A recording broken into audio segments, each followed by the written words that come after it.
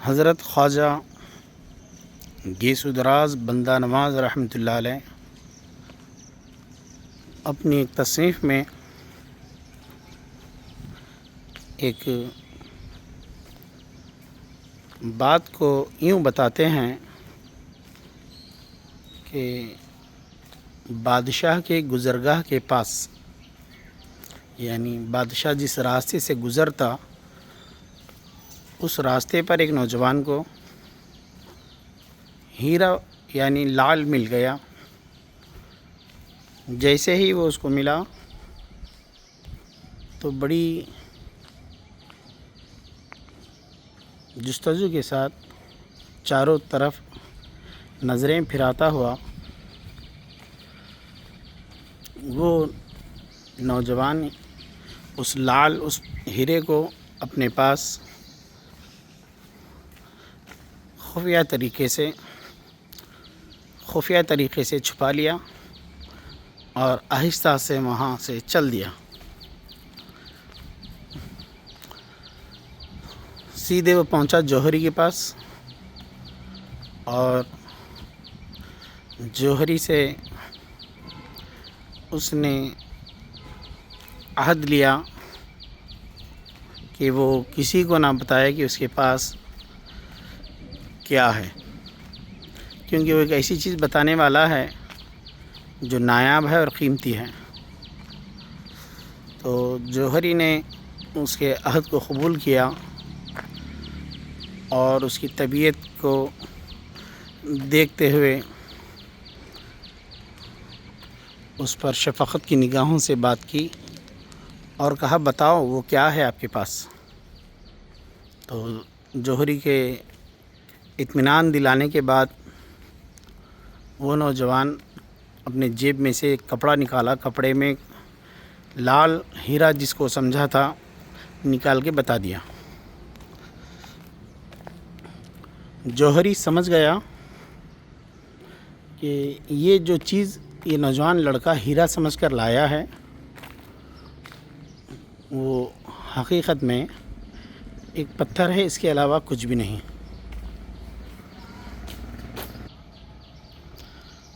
وہ جس کو ہیرا سمجھ کے لایا تھا وہ پتھر ہے، اس کے علاوہ کچھ بھی نہیں۔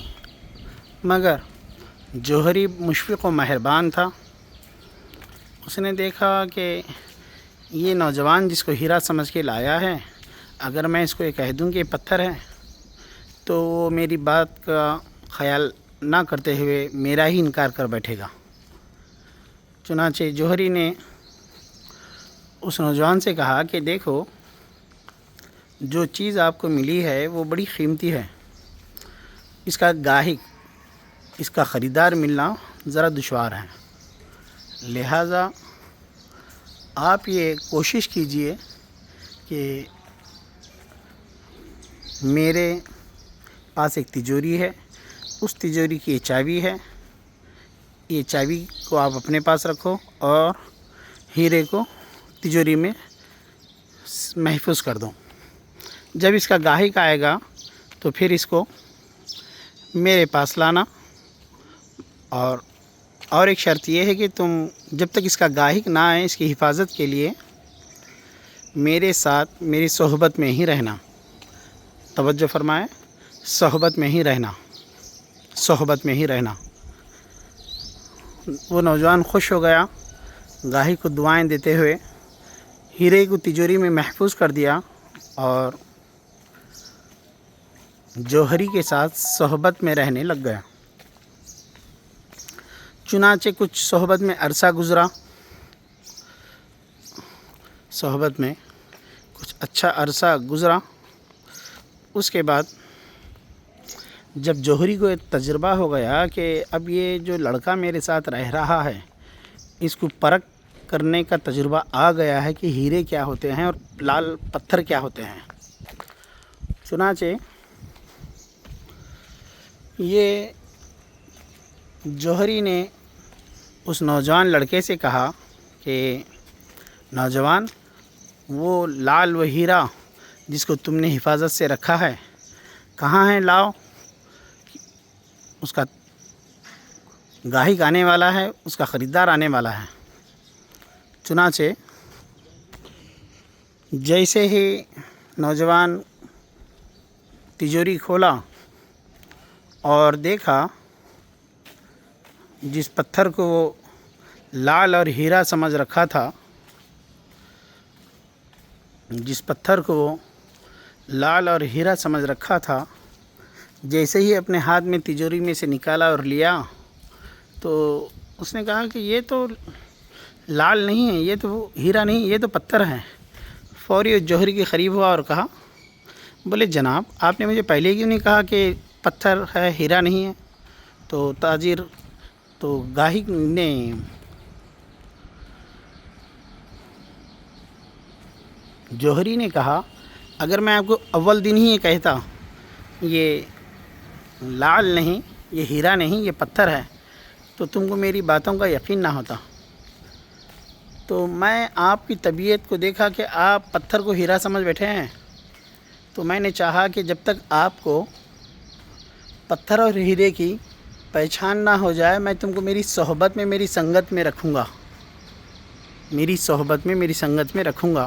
چنانچہ میں نے رکھا تو آپ اس قابل ہو گئے کہ پتھر اور ہیرا کیا ہے، آپ جانچنے کے قابل اور لائق ہو گئے۔ چنانچہ الحمدللہ آج تم نے خود یہ کہا کہ یہ لعل ہیرا نہیں ہے، یہ پتھر ہے۔ اگر میں کہتا تو تم انکار کر دیتے۔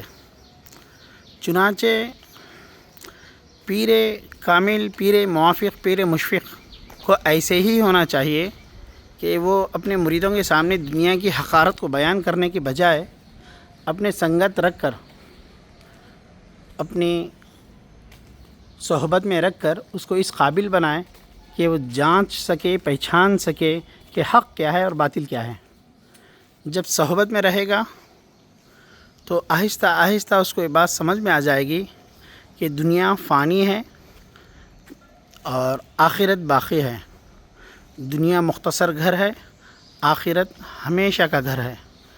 دنیا ایک پتھر کی طرح ہے، آخرت ایک لعل ہیرے کی طرح ہے جس کی قیمت کوئی لگا ہی نہیں سکتا۔ الحمدللہ ہم آپ تمام سے خواہش کرتے ہیں کہ اس بات کو غور سے سنیں اور پیر کی صحبت کو لازم جانیں، اور جس ناچیز حقیر دنیا کو ہم سب کچھ سمجھ رکھے ہیں اس پر سے غفلت کے پردے اٹھائیں اور ذکر اذکار، مراقبہ، تعلیم و تربیت کے ذریعے فانی دنیا اور باقی آخرت کو سمجھنے کی کوشش کریں۔ کیوں؟ وَلَلدَّارُ الْآخِرَةُ خَيْرٌ لِلَّذِينَ يَتَّقُونَ افلا تعقلون۔ اللہ رب قدیر نے دنیا کے کوئی گھر کو بہترین گھر نہیں کہا، چاہے وہ کتنا ہی قیمتی گھر کیوں نہ ہو۔ اللہ رب قدیر نے آخرت کے گھر کو بہترین گھر کہا۔ سمجھدار بنیے، عقل مند بنیے، فہم و جستجو پیدا فرمائیے۔ اللہ نے جس کو بہترین گھر کہا ہے صرف اسی کی تیاری کیجیے۔ رہی دنیا یہ تو گزر جائیں گی، چند روزہ ہے۔ حضرت نوح علیہ السلام گھر بنا رہے تھے پھانس کا۔ حضرت نوح علیہ السلام کی عمر ہوتی ہے 950 سال۔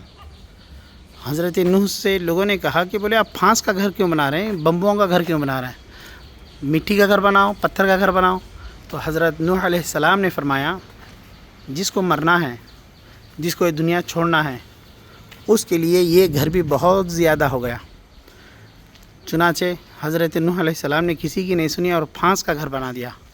پتہ نہیں ہمارے دل و دماغ میں یہ مٹی دیواروں، یہ رنگین دیواروں کا جو جنون چڑھا ہوا ہے، یہ کس صورت جائے گا، کب جائے گا، اللہ بہتر جانے۔ اللہ کریم ہمارے دل و دماغ پر سے جو غفلت کے پردے پڑے ہوئے ہیں، ہم جو دنیا کی محبت میں وارفتہ اور گرفتار ہو گئے ہیں، مولا تعالیٰ ہمیں آگاہی عطا فرما، ہمیں آگاہی عطا فرما، مولا تعالیٰ ہمیں آگاہی عطا فرما۔ اس سے پہلے کہ ہماری سانسیں ختم ہو جائے، مولا ہماری تیرے ساتھ جستجو پیدا ہو جائے، مولا تیرے پیارے حبیب سے ہمیں الفت و محبت پیدا ہو جائے، تیرے پیارے حبیب کی مولا ہم تابعداری کر سکیں۔